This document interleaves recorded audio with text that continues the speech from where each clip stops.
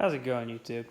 So, since the last video, lots gotten done on the 190E. Can't exactly remember where I left off on the previous video, so I'll go over the things I did that I'm pretty sure you didn't know about. Fan's gone, fan surround is gone, belt's gone. We have the valve cover I had removed and checked inside of, and everything looks very clean in there. I'm not going to do it again because the wiring harness is in the way, and it's a big pain in the ass.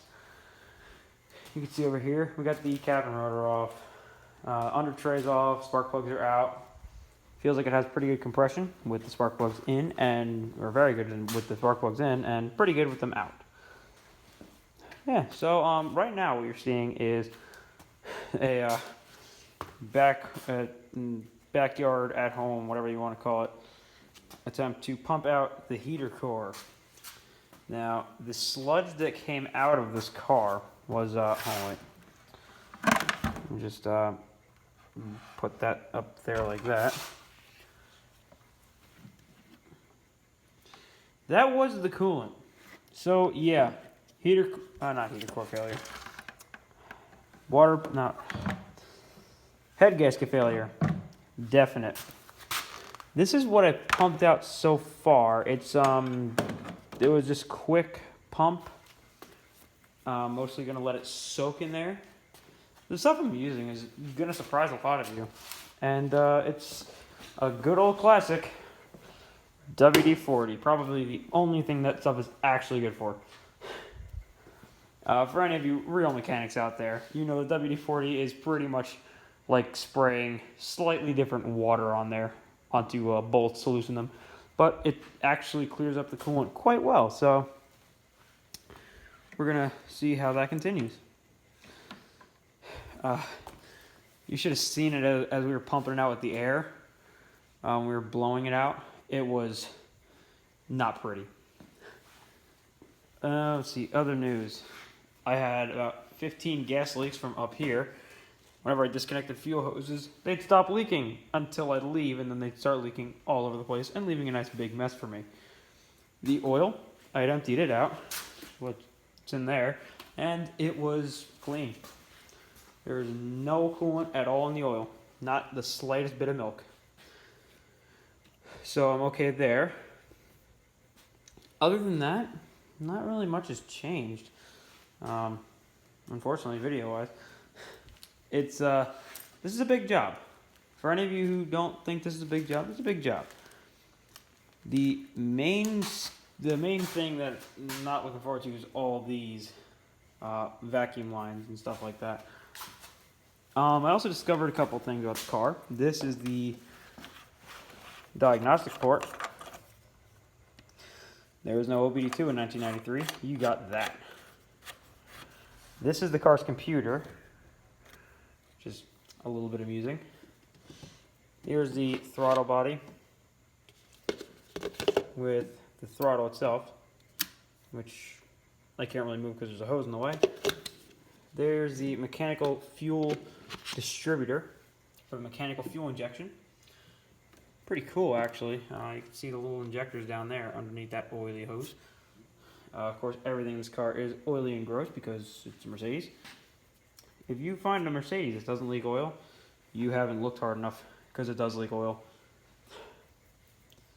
Other than that, well, that's about it. The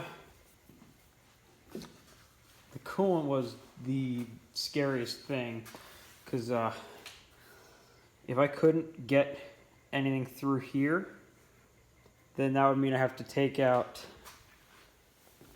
all of this. That whole dashboard, the steering wheel, the radio, everything you see right here except for the seats, it has to come out of the car to get the heater core. That's a big job. That's way bigger than I actually want to do. So I barely want to do this job, frankly. This is a shitty job, to put it bluntly. Yeah, but there you go, 190E update. For everyone who's been asking me, the 560 is gone. I'm very sorry to say that, but I didn't have room anymore to keep it, and it wasn't running right. The transmission wasn't shifting really anymore. and I couldn't afford to keep it on insurance. Now I have 3 cars, and I didn't need 3 cars. I barely need 2, but I still have this one because it's just too nice. So 560's gone. The cheapest S-Class is sold, and unfortunately, I'm gonna be the last person to drive it on the road probably, because the owner who has it now owned a little German shop. The gentleman I was gonna have do the head gasket, but I couldn't afford his prices, and he was like, "Look, it's expensive because it's a shitty job. If you want to do it yourself, by all means, I don't blame you, but just be warned, it's gonna suck." And he's very polite about the whole thing, very understanding. Printed me out the instructions on how to do it. They're under here from All Data, which is it's like $600 a month to be subscribed to that. So that was pretty cool of him. He bought it because one of his customers came in with a 560 SL, the convertible roadster version, and they had taken it to another shop to get the water pump replaced. To get the water pump replaced on those things, you have to take off the crank pulley. The other shop broke the bolt and decided to replace it. And I'll show you what I'm talking about. See in here, this big bolt? They decided to replace that with two 13 mil bolts, kind of like wedged in like that into the into the crank. The customer refuses to name the shop because he doesn't want the shop that it's at right now, the one that's going to do it, the shop that's going to do it right. They don't want him to go over and completely destroy the guy's company because of that, which frankly he deserves to, because that guy completely screwed. The car has I think it was 100,000 miles on it, which it's like an 80 something, 88 I think. For an 88, that's not bad at all. That's nothing. Killed the engine. I forgot exactly what he said happened, but it basically stripped out the crankshaft, threw off the pulley, knocked it into the harmonic balancer or something like that. I know it screwed up the harmonic balancer, it screwed up the crankshaft, and screwed up the timing. And timing equals valves into the pistons, engine's done, which is a real shame. So that car was a lot cleaner than my 560. As much as everyone said, "Oh, save it," when you look underneath, it's a completely different story. All the suspension was so rusted out that I didn't want to touch it. It was one of those things where you feel like you're going to touch it and never get to put it back in. The underneath of that car was definitely not what the top was.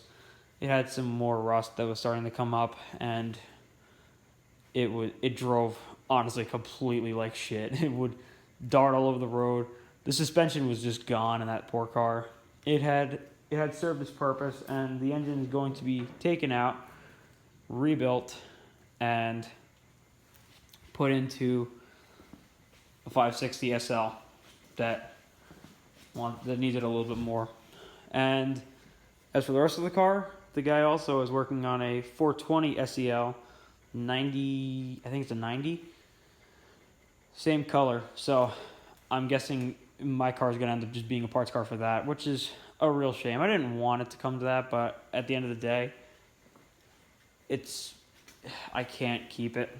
So as much as everyone wanted, first of all, for all you people who wanted to buy it, you really didn't want to buy it. You didn't see the problems. It was leaking oil, it leaked diff fluid, it leaked brake fluid. The brake fluid, I'm pretty sure, is original. It was horrible. Brakes were horrible. They barely stopped the car. It would jerk to the right whenever you hit the brake pedal. The engine sometimes would just stall out and die and sputter. The camshafts were a little bit scored up, which they're going to replace the camshafts and all the wear parts on the things, like the little oiler rails getting replaced on the engine. It was not running right. The transmission was just gone. It was there was flakes coming out of it, out of the fluid. It was